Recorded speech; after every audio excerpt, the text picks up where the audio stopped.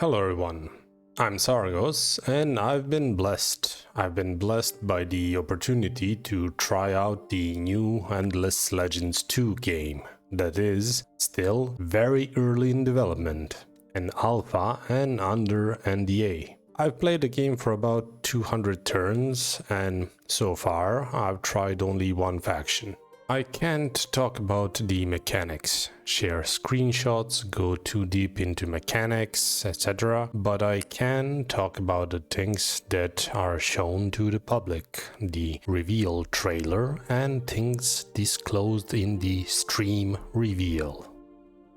I played endless games. Now, when I say endless games, Amplitude made so many games with a connecting story arc that you could call it a brand, a franchise. And one of my favorite games like all time is Endless Space 2. But a lot of that comes from Amplitude as a game studio. The way that they created factions in Endless Space, even the way that they developed humankind was unique. You really get their player base, their stakeholders involved, literally asking players to vote for opinions on various matters. It's always a good idea to ask your audience, your target audience, for feedback. That means that when you release a product, it'll probably be a good product. The same thing is with this game.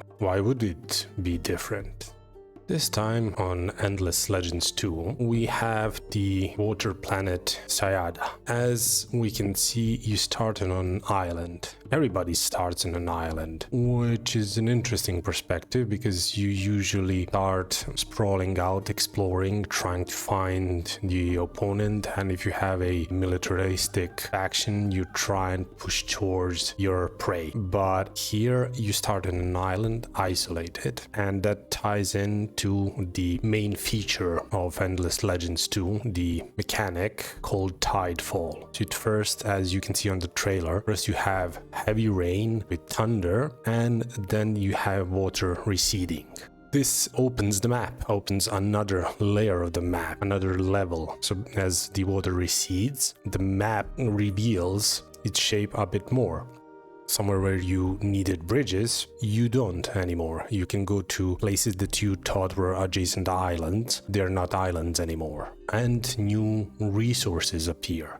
On first Tidefall, fortresses appear and you can interact with them. Then a second Tidefall happens, and as I've noticed from my first gameplay, I would say that happens on a fixed timer, which makes sense because it reveals the blue and yellow resource like in all other games. So the interesting part is when, for example, you start playing Humankind or even Civilization, when oil gets discovered, suddenly you see oil patches around. You haven't noticed them. No. You would have noticed them if they were there, but they just randomly spawn. They might spawn in era before, but it's kind of a cheap way to do map and resource generation.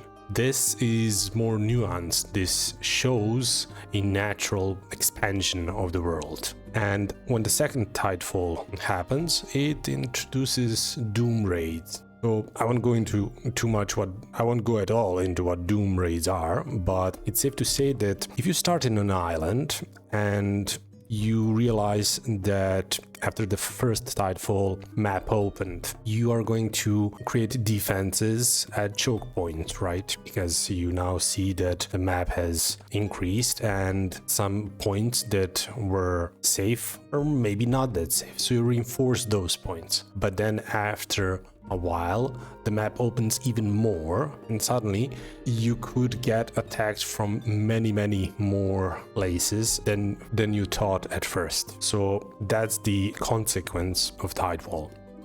Tidefall introduces change as in more opportunity if you are looking for prey. or exposes you if you are a more defensive faction. So that map change is gradual, but you need to be on top of it. You need to realize that things are going to change. And it's not really punishing, it's just a more terrain being uncovered, which really ties in with always good and fun part of 4X games, the exploration part. The thing is, usually in all 4X games, the exploration part ends pretty quickly. But here, the exploration part is increased with pauses in between. So when you start, you explore, you see the shape of your island. Then after first tidefall, you need to send your scouts to an even greater area. And then after a while, another tidefall happens. The map opens even more. So the exploration lasts for a very, very long time, which is cool because you're like always wondering, hey,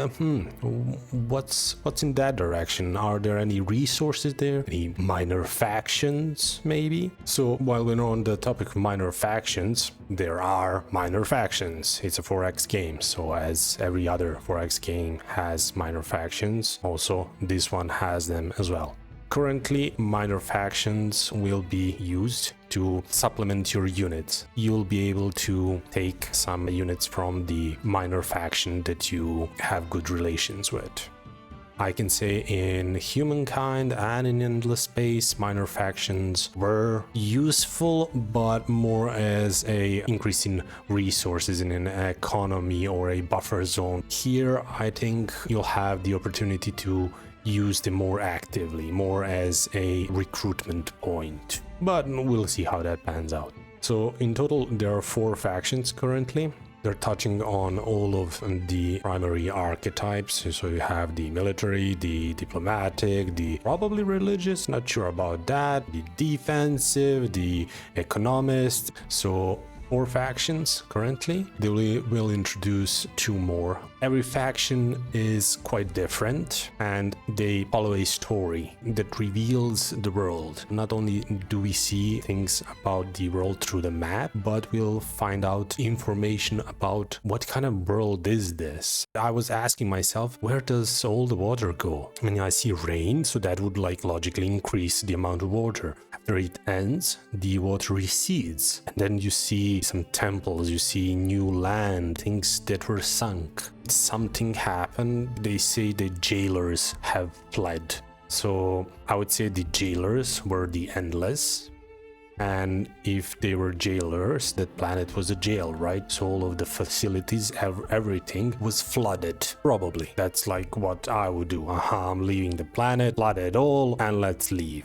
Probably 1 Endless remained, so that's my just speculation. And something has been triggered, some underground facilities that are absorbing the water. I have no idea what's happening. The story will show a perspective of each faction. So basically, to find out what's happening in the world, we'll have to play with each faction. That's something they did in Endless Space as well. Also, one thing, since this is the Endless universe, I'm not sure about the timeline here. Is this happening during Endless Space or after? I'm not sure about that, but Amplitude likes to mix stories and factions, so I'm guessing we'll have a lot of that in this game as well, which is really cool, and it connects the games with a very tangible, very viable way. There is no suspension of disbelief, like, hey, why would these guys be on this planet? No, it usually makes sense. And I'm quite excited to see which factions have landed on Sayada and to see which factions will come. A lot is shown, but as the game is still in alpha and everything is subject to change, but the bones are there and they seem solid. I made this video to help spread the word about it. Well, I could say franchise, Endless franchise, about a studio with a great track record and with a passion, something that is missing in today's game dev studios. Passion and transparency. I'm really excited for Endless Legends 2, and I'll continue to follow the development with great anticipation. Thanks Amplitude for giving me the opportunity to try out the game, and it's a hard thing to show a work in progress and to ask for feedback, so I appreciate it. And thank you for watching the video, and as always, Veni, vidi, ludere, dixi.